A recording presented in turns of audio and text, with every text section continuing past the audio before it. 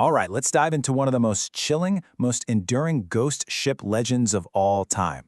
We're talking about the SS Orang Medan. It's a truly baffling story about a ship that vanished, but not before leaving behind a crew that was literally frozen in terror and a secret that went right down to the bottom of the sea. Just two words: I die. That's it. That's the last thing anyone ever heard from the SS Orang Medan. A terrifying, broken message sent out into the void. And then, just absolute, deafening silence. So how in the world did we get to that final horrifying message? Well, to understand that, we've got to rewind. Let's go back to the beginning, to a very strange signal that shattered the calm of what was supposed to be just another ordinary day at sea. Okay, so picture this. It's February 1948. We're in the Strait of Malacca, which is like a superhighway for ships. It's always busy. By all accounts, it was a perfectly normal day. The sea was calm, sky was clear, ships were just doing their thing. But then, out of nowhere, this really bizarre distress call starts crackling over multiple radios in the area. Now here's the crucial part. The message came in through Morse code. This wasn't some garbled voice transmission you could just write off as static or a prank. Morse code is incredibly reliable. It just cuts through all the atmospheric noise. So when you get a clear SOS in Morse, you know it's the real deal. You take it very, very seriously. And the message itself? It was absolutely horrifying. It came through in these fragments, and each one was more desperate than the last. First, it was a standard SOS, but it claimed all the officers were dead. Then a second message comes through saying the entire crew is probably dead. Finally, after they manage to tap out their position, the transmission just ends with that final chilling sign-off: I die. And then, nothing. A nearby American merchant ship, the Silver Star, heard the call. Its captain didn't waste a second. He immediately changed course and started racing towards those coordinates, expecting to find some kind of disaster in progress.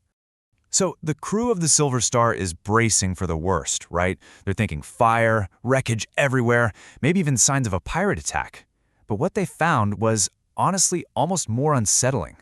The Orang Medan was just there. It was completely intact, not sinking, just floating silently on the calm sea. They circled the whole vessel, blasting their horn, yelling out over the loudspeaker. And they got nothing back. Not a single person on deck, no smoke coming from the funnels. The ship was basically an intact, floating tomb. The captain made a really brave call. He had to send a boarding party over to figure out what happened. And this is the exact moment the story goes from being just plain eerie to the kind of stuff you see in nightmares. The rescue team climbs aboard the Orang Medan, and what they find is beyond anyone's worst fears. The first thing they saw? Bodies. They were just littered everywhere on the deck, and every single crewman was frozen in this exact same horrifying pose. Flat on their backs, eyes wide open, staring straight up at the sun with their faces just contorted in this silent scream of pure terror. As the boarding party moved through the ship, the scene just got stranger and stranger. The captain was dead on the bridge. Other officers were dead in the chart room. They even found the ship's dog, dead and frozen mid-snarl. But here's the detail that makes no sense. Not a single body had any sign of injury. No wounds, no bruises, nothing. Just that same look of absolute terror etched on their faces. And in the radio room, they found the operator slumped over his equipment, his fingers still resting on the Morse code key. The rescue team knew something was terribly, terribly wrong. Their plan was to tow the ghost ship to a nearby port and let the experts conduct a full investigation. But the Orang Medan, it seems, wasn't ready to give up its secrets. Just as they got a tow line attached, smoke started pouring out of a cargo hold. And within minutes, it erupted into this intense fire, forcing the boarding party to scramble back to their own boat. Moments, and I mean moments after they got clear, a massive explosion just blew the Orang Medan apart. And just like that, the ship, the bodies, and any hope of finding real answers sank forever into the deep. With the ship completely gone, all that was left was the testimony of the Silver Star's crew. So in all the decades since, investigators, historians, and conspiracy theorists have all tried to piece together what could have possibly happened out there. So the first question people always ask is, did this ship even exist? And it's true. If you look it up, there's no official record of an Orang Medan in the big shipping registers. But you have to remember, this was right after World War II. Things were chaotic. A lot of ships operated with fake names or just went unregistered, especially if they were involved in, let's say, illegal activities. This leads us to the most logical explanation: a hazardous cargo leak. Two chemicals usually get brought up. First, potassium cyanide. If that stuff mixes with seawater, it releases a toxic gas that causes a really rapid, painful suffocation, which would totally explain those terrified expressions. Second is nitroglycerin. It's famously unstable, a powerful explosive, and it neatly explains the sudden fire and that massive explosion that destroyed the ship.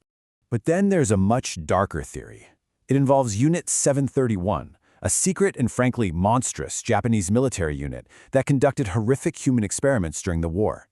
The theory suggests the Orang Medan was on a secret mission, smuggling leftover nerve agents or biological weapons from this unit. A leak would have killed the crew instantly, and the subsequent explosion would have been a great way to make sure all the evidence was erased. Now, if this all sounds like something out of a movie, consider this.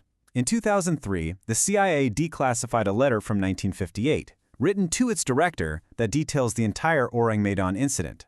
The fact that American intelligence was still discussing this case a full decade after it happened, well, that proves it was being taken very seriously at the highest levels. So what truly happened aboard the SS Orang Medan? Was it a tragic shipping accident involving a deadly, unstable chemical leak? Or was it something far more sinister, a secret mission gone horribly wrong, deliberately erased from history with a fiery explosion? Ultimately, the truth, just like the ship itself, remains lost to the depths, leaving us with one of history's most unsettling and unsolved maritime mysteries.